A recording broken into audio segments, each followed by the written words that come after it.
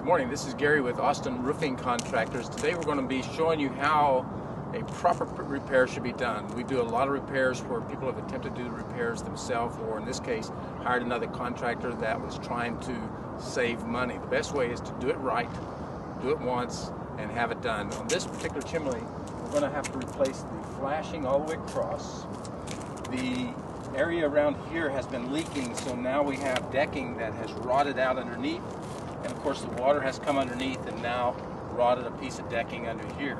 So literally everything around the chimney, everything here has to be replaced, and that's the project today. You can see that the chimney flashing was actually not into the mortar here. It was just setting against there. So when he pulls his hammer out, it was setting like that, and then they tried to apply caulk to the outside to hold it, and of course water has just gotten in behind that. See, Louise is taking this off all the way around, and this will all have to be cut into the stone. Now we're going to show you a little bit later how that actually has to go in the stone, and that the flashing needs to go in, have a turn back, and not caulked into place, but actually masonry filled into place. You can see that the water has spread all the way out and was starting to deteriorate the whole flat roof area.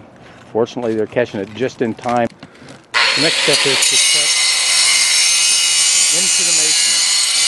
The technician is starting to figure out where he's going to bring the metal to and make this corner. And this is the actual base flashing, and you can see that they turned it around the corners, goes up the corners, comes across the flat section, and then here it's literally going to turn up into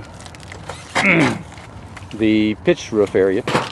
All right, now what he's doing is, this is the other corner of the same chimney, and he's making the flashing so it will actually fit as it goes around. Now what he's using is what we call a hand brake. It allows him to bend the metal in any direction he wants to. And what happens is those will literally weld through those two pieces of metal so they are stationary.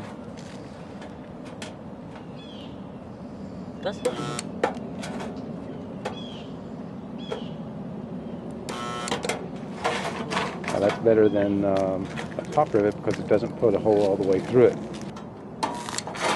Now he can solder that without it moving on him from affecting the soldering. So the solder will actually go past the oil and get into the metal.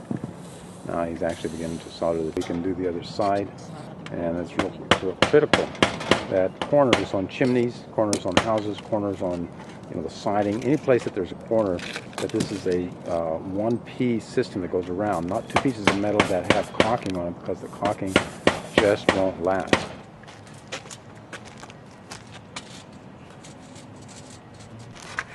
Okay, now what he's checking now is to see how easily this flashing is going to go into the groove that was cut around the chimney. So when you're hiring a roofing contractor, always make sure that they have a lot of experience in this area. In fact, with the amount of them here in the Austin area, we do chimney repairs every week on roofs that have just been done over the last year or two. Okay, now he's asked for a little help to hold that one side in as he begins to actually force the counter flashing into place. Now he will continue this process all the way around the chimney. You see he's using a tin shingle to be able to slide it in there, and then he will literally tuck point that around the chimney, all the way around the flashing. You see that the upper flashing comes out on top of the shingles, and everything is wrapped. The masonry is in place on top of the counter flashing. Everything is buttoned all the way around.